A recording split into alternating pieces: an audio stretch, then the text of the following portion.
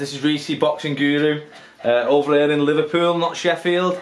We're seeing the big man for the big night on Saturday, Anthony Fowler. What's happening, son? What's happening? All chilled, all relaxed. Always, lad, always. Feet up, lounging. We've got the dog here as well, so if you hear any grunting noises in the background, it's not me. So anyway, mate, let's just go over the recent goings on. I mean, first of all, goes without saying, I think everybody knows you're in shape as always. Your camp's been good, as always in shape. But the main thing is obviously the beef that's been going on. So it's really only been, I know you've had words, but past couple of weeks it's been going off on Twitter, big time. It's been going viral near enough. So I mean, what's your thoughts on that? Is his head gone? Has his head finally gone? I think he's at one point he's on a bit of a mental breakdown, and I think now he just has to go with it, kind of thing. He's had to just blend it. But I know he's terrified, mate. I know he's having sleepless nights, and I know he knows what's coming. So, what do you think about sort of, well, like I said, his mental state of mind and stuff? Is he usually like that? Do you think he's trying to hype it up and sort of like make you scared by thinking he's off his head? Or like what? Like, cause I know I've spoke to a few lads from GB team and stuff like that as well who've said he's normally a little bit mad, but he's not normally like that. He was quiet as a mouse on the squad, didn't say a peep. Now he's some sort of our case. At the press conference for the show getting announced, he was quiet as a mouse. I'm confident I think I could win. That's what he was saying. Now he's some sort of raging lunatic walking around with his top off in car parks. Do you know what I mean? He's just a fool, mate, just a fool. And after Saturday night when I'm done with him, he'll be forgot about. So he's been training in Asda car park as well, apparently, hasn't he? I don't know, mate, I couldn't give two fucks what he's been saying. So basically, I know we've also been talking about like sort of when you fought in the amateurs. So was it just the once you fought in the amateurs? Yeah, you know, I honestly I can remember the fight. It was about 10 years ago. He was another opponent. He got dealt with in 2 rounds. I moved on and I won the ABs again. I won it 6 times. All he was another opponent. But he probably has nightmares about that fight because I blitzed him in 2 rounds. So to me, all he was just another opponent. Just dealt with him. Probably knocking next kid out as well. I mean, it is what it is. So I know a lot of fighters, obviously, you never want to look past like your opponent you got in front of you. I know obviously you're quite confident of blitzing them out, which a lot of people are. Yeah. But obviously after this, you've probably got Ted Cheeseman, haven't you? Yeah. It's pretty much confirmed unless he pulls out for any sort of reason. I know you've had a bit of back and forth with Ted Cheeseman before as well, so I mean, do you think that fight's going to happen? And if so, like, obviously, I think Ted will want to fight. Ted's got his own little confidence from somewhere, from beating Carson Jones. Ted will want to fight, but I reckon his management team might say to him, you know what, mate, just give this one a miss, and we'll have a rebuilding fight and then fight him down the line. Whatever happens, I'm going to box the bit of title. I'm mandatory, so that's my aim, me sorted. But like I said, all ours on Saturday.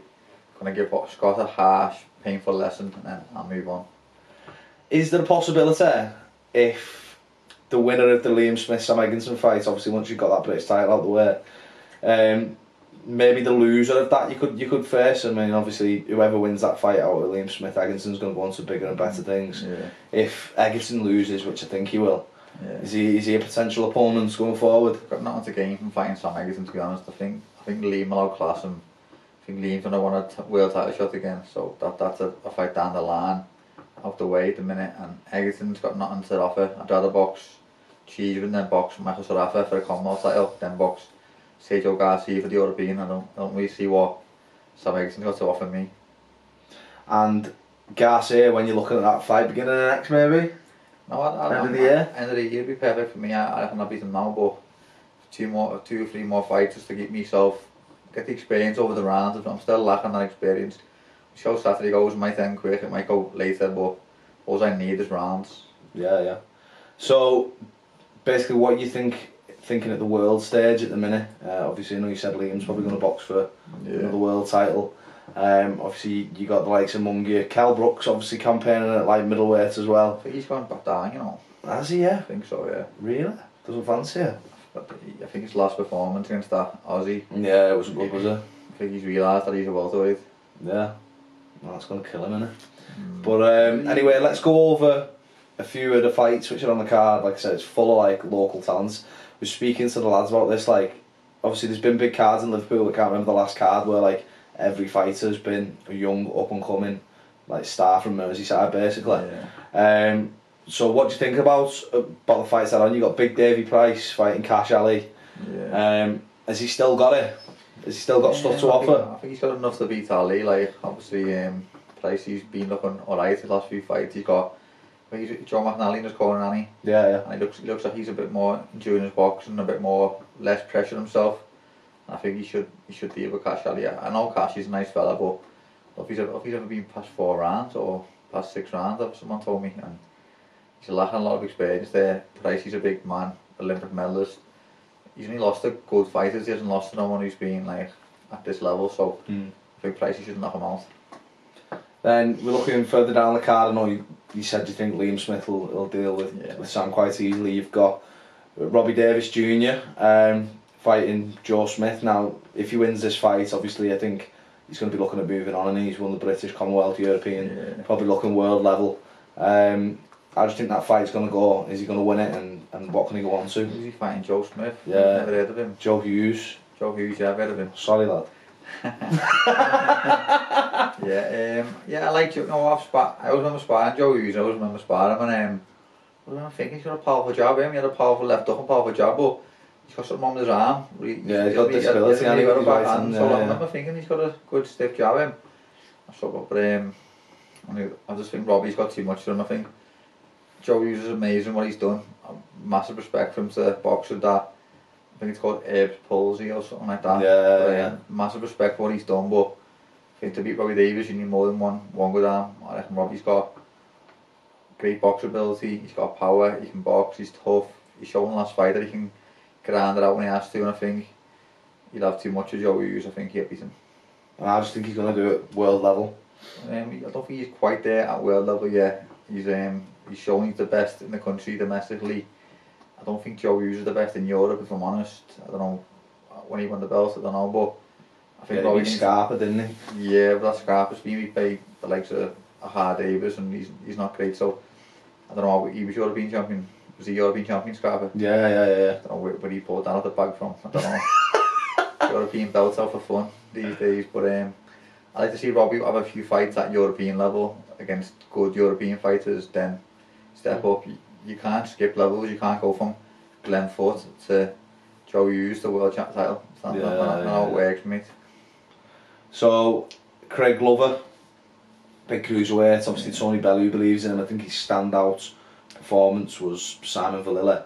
Who I don't know, did you box with Simon? I watched the fight. And what do you think about his potential? Because like I said, I think a lot of people had Valilla down to win that fight. They didn't really give Glover a chance, but like I said, he proved a lot of people wrong. So well, I think he had a hiccup in his early career. I think he lost to a kid, he did, making his debut. So I think after that he got wrote off, but that's obviously opened his eyes to what he needs to do, and he's must have knuckled down. He's performing well against Valilla. He boxed really well. Valilla is a former Commonwealth gold medalist, former GB, and he was the favourite, and it was quite a convincing win for Craig. So he's showing a lot of potential, and hopefully, who's he fighting? Sorry, I don't even know who he's fighting. He's fighting a bit of a journeyman, so I don't know who he's fighting. But I think it's a keep busy fight. He's obviously got a Coley British champion. I think a Coley will move on, so maybe Craig. Maybe the Chamberlains, the Luke Watkins of the world, and maybe Craig can fight the likes of Chamberlain and Watkins.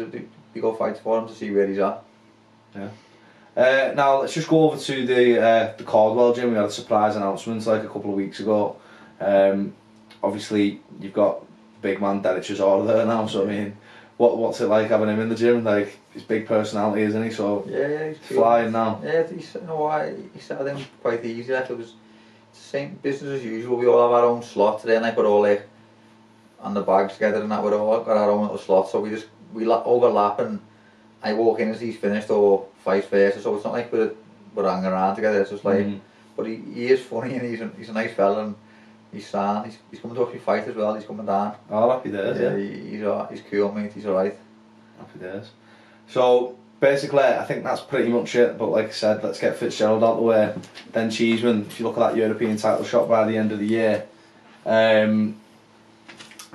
basically we've got, like I said, a big year. Tony Bellew, who's retired now, I was speaking to the other lads about this now. There's not really any big stars in Liverpool now. And I think a lot of people love you or hate you, kind of like my mate a little bit at the minute. I think you can take that mantle, to be honest. I keep telling everyone you're a good lad. No one believe you. Few less of the wall shouts, lad, and you might be alright. As if he said, lad, to him. I was nearly Team Fitzgerald when you put that whole Twitter out the other week. But no, apart from that, mate, thanks for having us, mate. Thanks for your hospitality and letting us in. And nice one, lad. All the best. Thank you.